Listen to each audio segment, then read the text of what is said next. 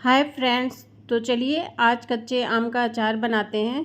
उसके लिए मैंने ये अजवाइन, मंगरेल, जीरा, सूखा मिर्चा और मेथी ले लिया है और हल्दी, और उसके साथ ही साथ जो पीली वाली राई होती है उसको और सौंफ को। तो इन सबको हम लोग हल्का रोस्ट करेंगे, ऐसे प्रॉपर गोल्डन नहीं करना है हमें। और साथ में हींग भी रहेगा, आप कोई भी हींग ले सकते हैं। तो मैंने यहाँ पे कढ़ाई रख दी है गरम होने को। अच्छा, कढ़ाई को पहले रखना है तेज़ आंच पे। जब वो गरम हो जाए तो उसके बाद आंच आपको बिल्कुल बिल्कुल स्लो कर देना है, एकदम धीमी आंच पे ही हम लोगों को ये सारे मसालों को भुनना है। और ज़्यादा से ज़्यादा 5 मिनट बस, इससे ज़्यादा नहीं भुनिएगा, नहीं तो उसका टेस्ट जो है वो ख़त्म हो जाता है। और ये जो मैंने सूखा मिर्च लिया है, इसकी मैंने डंडियाँ अभी निकाली नहीं है। जब ये भून लेते हैं तो कड़क हो जाता है, तब अच्छे से निकल जाता है। तो सबसे पहले ये देखिए, लाल मिर्च मैंने रख लिया है भूनने के लिए। बस इसे हल्का सा इतना हमें भूनना है कि ये अच्छे से मिक्सी में पीस जाए।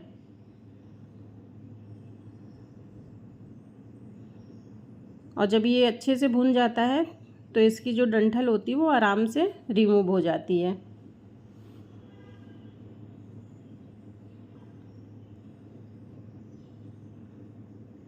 तो ये देखिए, हम लोग का जो मिर्चा है वो अच्छे से भुन चुका है। इसको अब हम थाली में निकाल लेंगे। देखिए, मैं आपको पास से भी दिखा दे रही हूँ।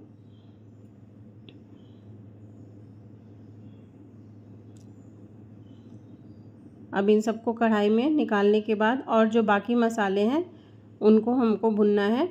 तो उसके लिए हम लोगों को ऐसा कोई ज़रूरी नहीं है कि आप एक एक मसाला अलग अलग भुनें। अगर आपका मन हो तो आप अलग अलग भुनें, वरना एक साथ भी हम भून सकते हैं। तो मैंने यहाँ पे सारे मसाले एक साथ डाल दिए हैं। अच्छा, 2-3 चीज़ें हैं जो हमें अलग से भुननी है, जैसे मंगरेल है, सौंफ है, पीली वाली राई है, बाकी जीरा, अजवाइन, मेथी, इनको आप एक साथ भून सकते हैं। तो मैंने भी इन तीनों को एक साथ ही अच्छे से भून लिया है। भूल कर भी आंच तेज़ मत करिएगा, धीमी आंच पे ही इसे अच्छे से भूनिएगा, इससे टेस्ट अच्छा आता है अचार का।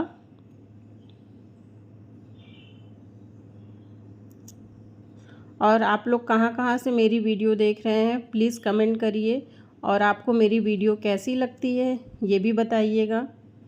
तो ये देखिए, रोस्ट हो चुका है।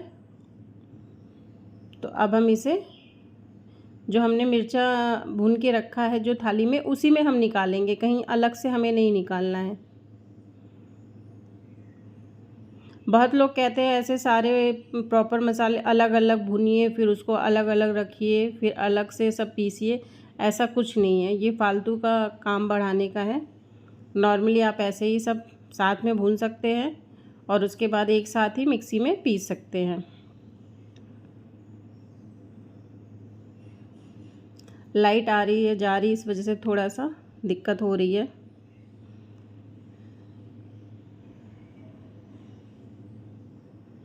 तो चलिए, इसको अब हम कढ़ाई में निकाल लेते हैं, कढ़ाई से निकाल लेते हैं। अच्छा, अगर आपके पास साफ़ कपड़ा हो तो आप उससे निकालिए, बहुत जल्दी से निकल जाता है। अभी लास्ट में मैंने वही किया है। अब हम लोग मंगरेल भुनेंगे। मंगरेल को इसलिए अलग भूनते हैं क्योंकि जो मंगरेल होती है वो बहुत जल्दी जलने लगती है। तो अगर किसी भी मसाले के साथ उसे हम रोस्ट करेंगे तो वो जल जाएगा, और इसे बहुत कम ही भुनना रहता है।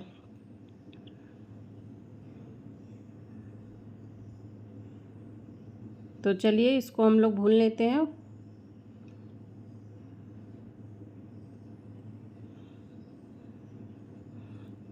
कच्चे आम का कैरी जो होती है उसकी अचार का अलग ही टेस्ट होता है। अच्छा, कोशिश किया करिए कि आप हर साल नया अचार बनाएं, क्योंकि जो पुराना हो जाता है उसका टेस्ट थोड़ा सा अलग हो जाता है, और जो नया नया ताज़ा बनता है उसका टेस्ट बहुत अच्छा रहता है। तो ये देखिए, अब पीली वाली राई भून ले रहे हैं। अच्छा, एक चीज़ और बताती हूँ, बहुत लोग जो है ना, वो जो काली वाली होती है राई, सरसों, उसको भी बहुत लोग डालते हैं।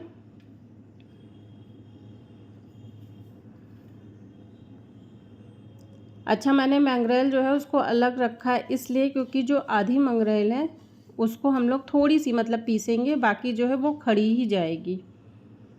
और सौंफ जो है वो भी हम लोग रोस्ट करने के बाद आधा हम लोग पीसेंगे और आधा जो है उसको खड़ा ही डालेंगे। उससे अचार का टेस्ट जो है वो बहुत अच्छा आता है। और जो पीली राई है उसको हम लोगों को ज़्यादा नहीं भूनना है, हल्का सा बस उसे पीसने के लिए उसको हल्का सा कुरकुरा करना है।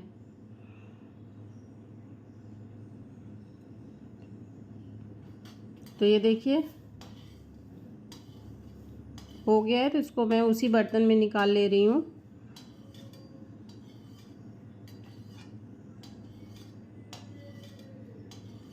अब इसके बाद हम लोग सौंफ को भूनेंगे।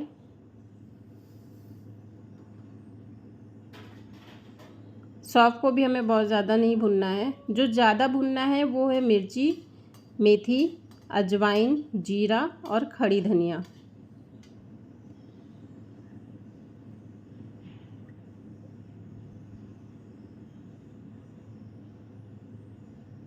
तो 5 से 6 मिनट हम इसे भी भून लेंगे।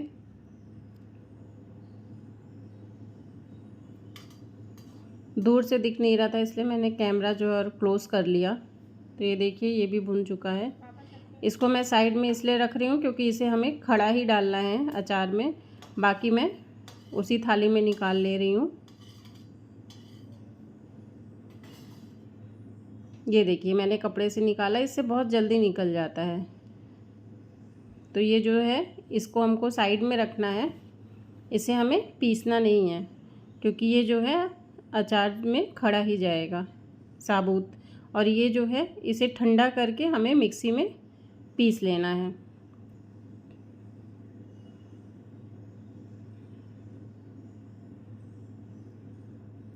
अच्छा, थोड़ा सा ठंडा करके ही डालिएगा वरना मिक्सी में पीसने में प्रॉब्लम होती है।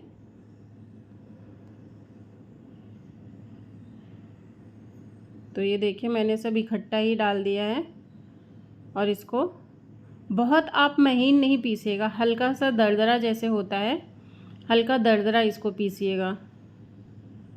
एकदम बारीक कर देने पे टेस्ट ख़राब हो जाता है। कभी भी आप कोई भी अचार का मसाला जो पीसिए उसको हल्का सा दरदरा रखिएगा।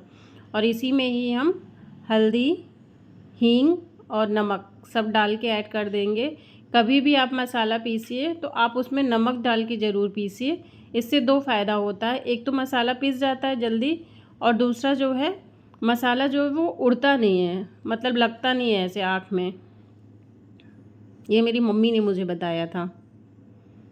और हल्दी भी इसी में डाल दीजिए।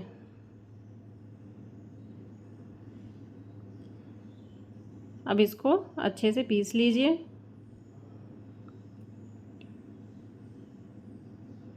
तो ये देखिए मैंने मसाला जो है उसको अच्छे से क्या मतलब हल्का दरदरा हमें पीसना है। पीस के मैंने कढ़ाई में ही निकाल लिया था। और जो मिर्ची है वो थोड़ी थोड़ी सी हल्की खड़ी भी रहेगी तो ऐसा कोई आपको प्रॉब्लम नहीं होगा। और उसके बाद एक भगोना ले लीजिए, जो भी बर्तन आपके पास हो, जो भी बर्तन हो उसको ले लीजिए, उसको अच्छे से कपड़े से क्लीन कर लीजिए। अब उसके बाद उसमें आप सरसों का तेल थोड़ा सा डालेंगे।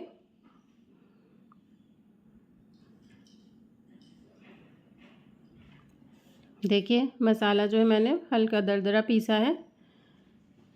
और आम को मैंने सुबह ही कट करके उसको अच्छे से धूप दिखा दिया था।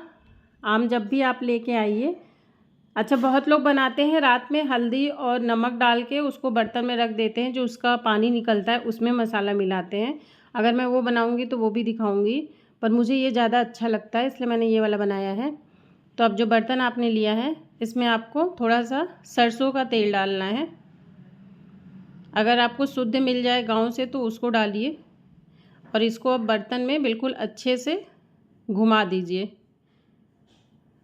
सब तरफ अच्छे से ऑयल को जो है उसको लगा दीजिए। अब उसके बाद उसमें आम को पलट लीजिए। मैंने आम को सुबह ही क्लीन कर लिया था इसलिए कोई अब उसमें कुछ करने की ज़रूरत नहीं है।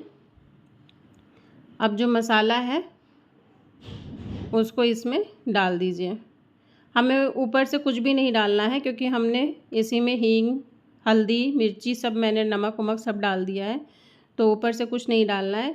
बस आपको तेल जो है, और ये जो खड़ा मैंने रखा था उसको भी पलट दीजिए इसी में, सौंफ और मंगरेल। अब ऊपर से इसमें तेल ऐड करते जाइए। तेल इतना रहेगा कि जो मसाले हैं वो अच्छे से मिक्स हो जाएं और प्रॉपर थोड़ा सा अलग से ऐसे दिखे। जब इसको आप बर्नी में डालेंगे तो जब ये 2-3 दिन धूप में रख देंगे तो देखिएगा तेल आपका सारा ऊपर आ जाएगा। तेल खूब अच्छे से डाला करिए जिससे अचार आपका चले, क्योंकि तेल कम रहता है तो अचार में बहुत जल्दी भुकड़ी लग जाती है और अचार ख़राब हो जाता है। तो मैं मसाला मिलाती गई हूँ और उसमें तेल ऐड करते गए हैं।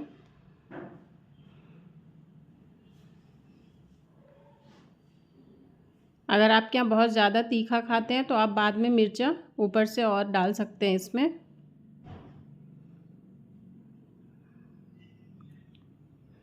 तो ये देखिए हमारा आम का अचार जो है वो तैयार हो चुका है।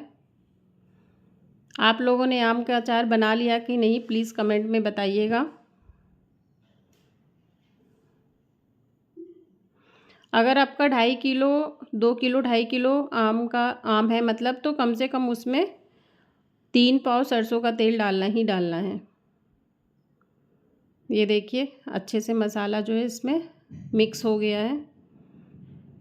तो आपको मेरी रेसिपी कैसी लग रही है और जो मैंने और वीडियो डाला है कैसी लगती है उसकी रेसिपी बताइएगा कमेंट करके।